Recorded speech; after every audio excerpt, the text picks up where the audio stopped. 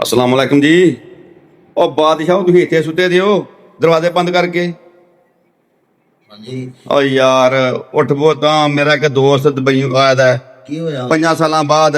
अच्छा उन्हें सिर ते बांह रखी दी है यार। होया की आंदा चंगे तुसीं मेरे यार हकीम। होया की पता तो लगे यार पता की लगना यार, उन्हें आंदा मैं 2 हफ्ते हो चले इत्थे आया। अच्छा बुढ़ी मेरी जेहड़ी ओ एडी ठंडी होई नेड़े लगन नहीं पई। ਉਹ ਤੁਹਾਡਾ ਰਾਤੀ तुसीं आंदा चंगे तुसीं मेरे यार हो, कम से कम उन्हें कोई तरीका दस छड़ो। ਰਾਤੀ ਸਫਰ ਬੜਾ ਲੰਮਾ ਕੀਤਾ ਰੱਖੋ ਯਾਰ ਮੋਬਾਈਲ ਫਿਰ ਤੁਹਾਨੂੰ ਤਰੀਕਾ ਦਸੀਏ ਯਾਰ ਰੱਖੋ अच्छा ਹਾਂ तरीका फिर वो दसना जे जेड़ा मसलन के इतल खुराक ਹਾਂ ਹਾਂ उतल कम तैयार। ਇਸ ਤਰ੍ਹਾਂ ਹੀ ਹੋਏਗਾ। हाँ जी बाबा जी, ਬਿਸਮਿਲ੍ਲਾ ਇਹ ਗੱਲ ਸੁਣ ਲਓ ਮੇਰੀ। ਜੀ ਜੀ ਬੰਦਾ ਜਿਹੜਾ ਦੁਬਈਓਂ ਆਇਆ ਬੜੇ ਪਿਆਰ ਵਾਲਾ ਬੰਦਾ ਜੀ। ਅੱਛਾ ਉਹਨੇ ਕਿਹਾ ਜੀ ਲਾਮਾ ਨਹੀਂ ਆਉਣਾ ਚਾਹੀਦਾ, ਤੇ ਤੁਸੀਂ ਲਾਮਾ ਨਹੀਂ ਦਵਾਉਣਾ। ਤੁਹਾਡੀ ਬੜੀ ਮਿਹਰਬਾਨੀ, ਠੀਕ ਨਾ। ਇਸ ਵਾਸਤੇ ਮੁੜ ਫਿਰ ਉਹ ਬੰਦਾ ਵੀ ਯਾਰ ਸੱਜਣ ਹੈ, ਜੀ ਜੀ ਠੀਕ ਨਾ। ਤੇ ਦਵਾਈ ਉਹ ਦੇਣੀ ਹੈ ਕਿ ਉਹ ਦੁਬਈ ਦੀ ਸਾਰੀ ਕਮਾਈ ਜਿਹੜੀ ਹੈ ਨਾ ਉਹ ਸਾਨੂੰ ਇਕੱਲੇ।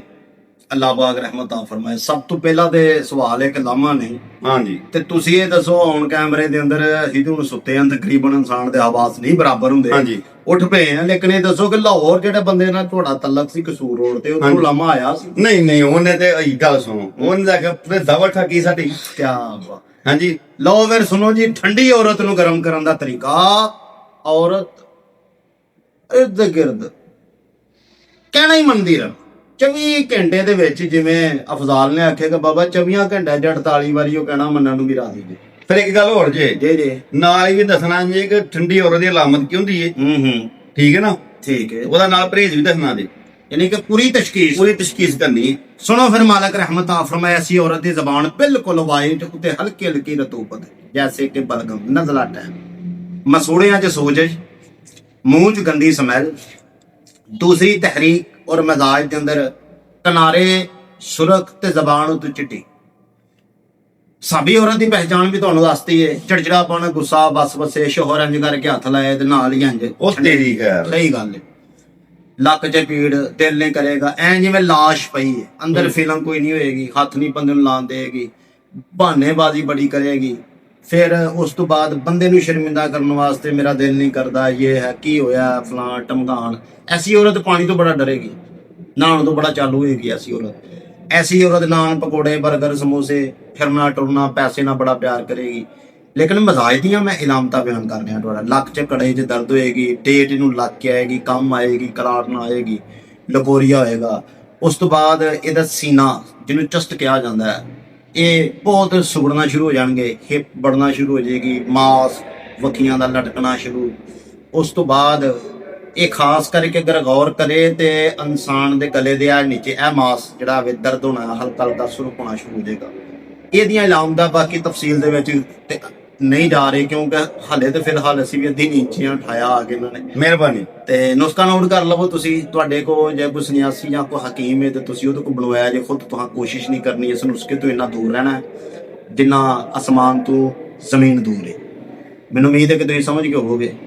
ਬਾਕੀ ਆ ਥੱਲੇ WhatsApp ਨੰਬਰ ਚੱਲ ਰਿਹਾ, ਇਹ ਦਵਾਈ ਤੁਹਾਡੇ ਕੋਲ ਇੰਨੀ ਦੂਰ ਹੈ ਜਿੰਨੀ ਦੇਰ ਤੁਸੀਂ ਕਾਲ ਨਹੀਂ ਸਾਨੂੰ ਲਾਈ। ਬਿਲਕੁਲ ਸਹੀ। ਕਾਲ ਮਿਲਾਉਣ ਦੀ ਦੇਰ 48 ਘੰਟੇ 'ਚ ਬੂਹੇ ਤੇ ਪਾਰਸਲ ਮਿੱਠੀ ਸ਼ਾਹ 'ਚ 5 ਕਤਰੇ ਦਿਓ ਦਵਾਈ ਦੇ, ਜਾਂ ਇੱਕ ਕੈਪਸੂਲ ਹੈ, 2 ਕਿਸਮ ਦੀ ਦਵਾ ਹੈ, ਕਤਰਿਆਂ 'ਚ ਵੀ ਤੇ ਕੈਪਸੂਲ 'ਚ ਵੀ। ਹਲਕ ਤੋਂ ਥੱਲੇ ਠੀਕ 5 ਮਿੰਟ ਤੋਂ ਬਾਅਦ ਔਰਤ ਆਪਣੇ ਕੱਪੜੇ ਲਾਉਣਾ ਸ਼ੁਰੂ ਕਰ ਦੇਗੀ। ਜਿਹੜੀ ਔਰਤ ਕਹਿਣਾ ਨਹੀਂ ਨਾ ਮੰਨਦੀ ਜੀ ਜੀ, ਉਹ ਔਰਤ ਪੈਰਾਂ 'ਚ ਪੈ ਜਾਏਗੀ।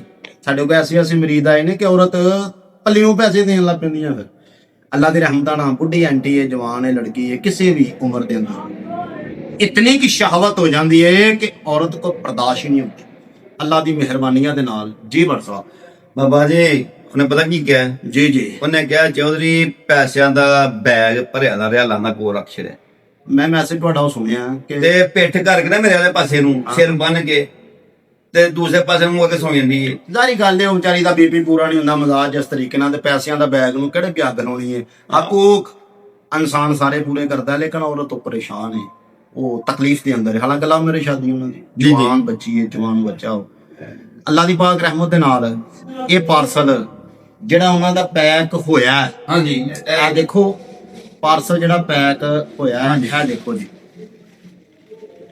ਇਹ ਕੈਮਰੇ ਦੇ ਸਾਹਮਣੇ ਦੇਖੋ, ਇਹ ਸਾਰਾ ਉਹਨਾਂ ਦੀ ਦਵਾਈ ਦਾ ਪਾਰਸਲ ਹੈ ਤੇ ਬਾਕੀ ਇਹਨੂੰ ਇਹ ਕਾਗਜ਼ ਦੇ ਅੰਦਰ ਹਲੇ ਪੈਕਿੰਗ ਹੋਣੀ, ਇਹ ਉਹਨਾਂ ਦਾ ਹੀ ਚੱਲਾ ਹੈ ਜੀ। ਪਹਿਲੀਆਂ ਖੁਰਾਕਾਂ ਦੇ ਅੰਦਰ ਮਾਲਕ ਦੀ ਰਹਿਮਤਾਂ ਦੇ ਨਾਲ ਔਰਤ ਕਿਆ ਬਾਤ ਹੈ। ਅੱਛਾ ਬਾਬਾ ਜੀ ਇੱਕ ਚੀਜ਼ ਹੋਰ ਹੈ, ਜੀ ਜੀ ਇਹ ਸਾਡੇ ਹੱਥ ਤੁਹਾਡੇ ਅੱਗੇ, ਇਹ ਜਿਹੜੇ ਸਾਡੇ ਭਰਾ ਸਊਦੀ ਮਸਕਤ ਬਾਹਰ ਦੇ ਮੁਲਕਾਂ ਚ ਰਹਿੰਦੇ ਨੇ ਨਾ, ਜੀ ਜੀ ਆਪਾਂ ਘਰ ਹੀ ਪਿੱਛੇ ਜੇ ਨਾ ਫੇਰਾ ਮਾਰ ਲਿਆ ਕਰੋ, 5-5 10-10 ਸਾਲ ਬਾਹਰ ਨਾ ਬੈਠ ਰਿਹਾ ਕਰੋ। ਹਾਂ ਜਿਸ ਪਹਿਲੀ ਵਾਰ ਬੰਦਾ ਝਾਤੀ ਨਾ ਮਾਰੇ, ਉਹ ਪਹਿਲੀ ਵਿੱਚ ਬਰੂ ਇੱਧਰ ਸਵਾਖ ਪਤਾ ਨਹੀਂ ਕੀ ਕੁਛ ਹੁੰਦਾ ਹੈ, ਇਹੋ ਹੀ ਔਰਾਂ ਦਾ ਹਿਸਾਬ ਹੈ, ਠੀਕ ਹੈ ਨਾ। ਤੇ ਅੱਲਾ ਦੇ ਬੰਦੇ ਉਹ ਕਮ ਸੇ ਕਮ ਦੌਲਤ ਵਾਲੇ ਪਾਸੇ ਨਹੀਂ, ਸਭ ਤੋਂ ਵੱਡੀ ਦੌਲਤ ਤੁਹਾਡੀ ਔਲਾਦ ਹੈ, ਠੀਕ ਹੈ ਨਾ।